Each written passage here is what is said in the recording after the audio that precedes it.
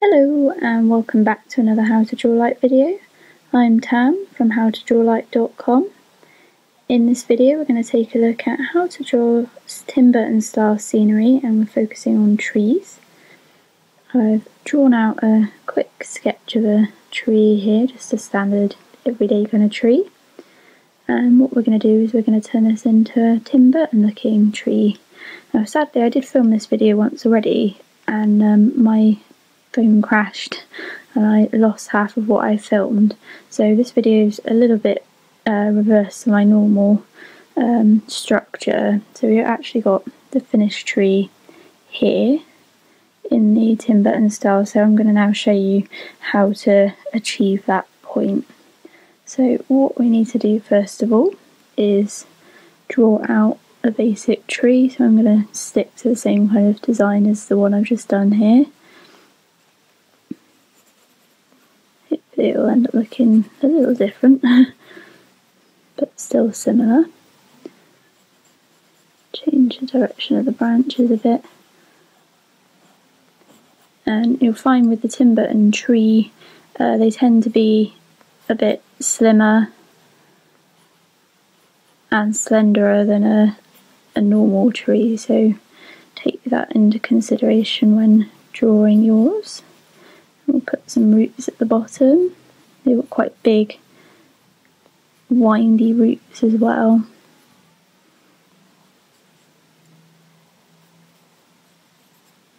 So we've got our quite mutated looking tree there. So the next step is to, I'd recommend using a light charcoal pencil for this, or a small charcoal stick. If you haven't got one of those, you can use a normal pencil, but press very lightly with it. But we're going to just roughly and lightly shade the whole of the tree in. Try and keep the direction of the tree. I'm just going to thicken this root here because it doesn't look quite right as it currently is. So really just follow the shape of the tree round as you shade. Try and not change the direction, because this will help the next step of the video.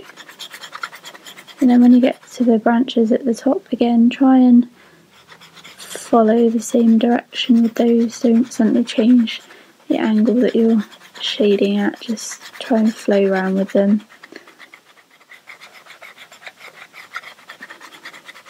Again, make sure it's very just rough and loose lines. Doesn't need to be too neat, and make sure you don't press too hard. It just needs to be a very light coating. And then the next thing we're going to do is get this to a very pale tone, which you can probably just about pick up on the left side of this tree here. So to do that I've used an artist blending stump. If you haven't got one of these, you can roll up a bit of tissue and create a little bit of a tip with the tissue and use the same. I wouldn't recommend using your finger because the oils in your finger can affect the drawing. So all we're doing with this is just very, very gently blending that colour in, so we get this nice light even grey background on our tree.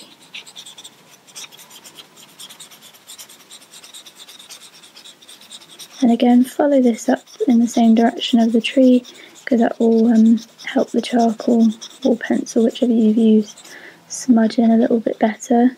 I would definitely recommend using charcoal over pencil, because you don't get quite the same effect with a pencil. But if you really haven't got access to charcoal, then you can use pencil.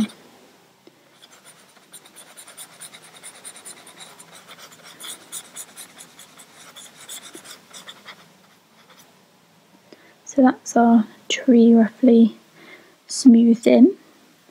And then the next step is to, if you can, get a big piece of putty rubber, and what you need to do is roll the tip of that into a little bit of a point. If you've not got a putty rubber, if you can, get a normal eraser and just cut a small part of that off so you've got a bit of a tip or a point to work with.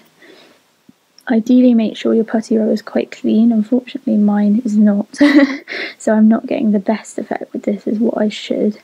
But with a brand new fresh piece of putty rubber you'll get a lot of a cleaner line. But what we want to do is just start at the root again and just work our way up the root. We're taking out some of the colour in the charcoal again, but we're doing it by making lines. So hopefully you can see that there, that's taking some of the charcoal back off again. We want these lines to follow the shape of the tree, but they don't need to just be going sort of straight up all the time. You want to build up a little bit of a kind of a pattern with them as well. If you've watched my floor part 1 video, you'll know this is pretty much exactly the same process as what I used in that to get that sort of slightly ridged plasticine look that these particular trees have. So the aim is just to do this up the rest of the tree.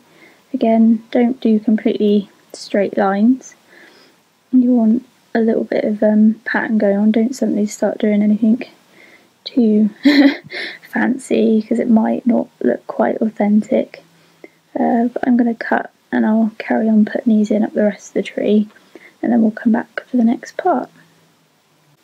Once you've taken out some parts of the tree with a bit of rubber, hopefully yours looks a little bit linier than mine does if you're using a clean rubber, then you can start putting in some darker lines to kind of highlight these bits that we've just rubbed out.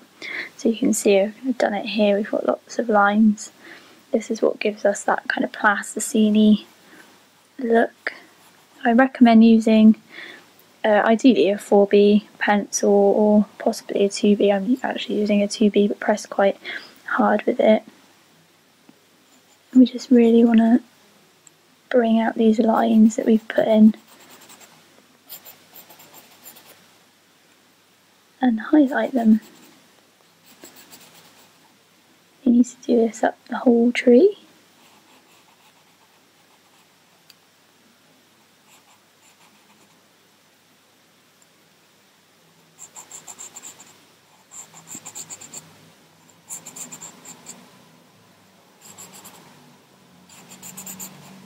So hopefully that's given you the general gist. I'm going to go on and fill the rest of the tree in with lines, and then I'll come back to show you the final part. So I've put the rest of the lines in. The last thing you want to do now is put in a little bit of shading. So what we're going to do is along one edge, of each line, we're just going to pop in the slightest bit of shading just to kind of give these lines a bit of a rounded effect now, these highlighted bits.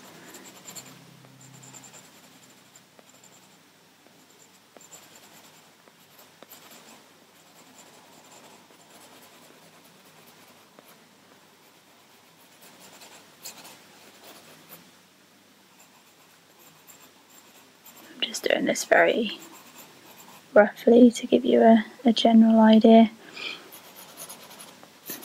You don't need to put them in every single line, but if you can do 75% of them, that will help.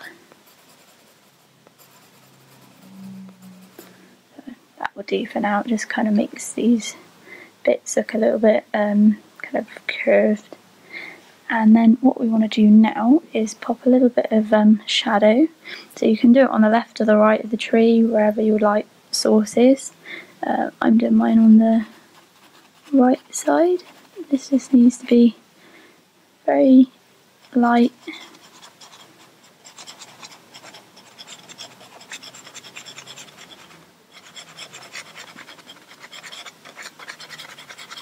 Just put that side into the shadow, which is certainly something you'd have if you're doing a bit of a foresty area.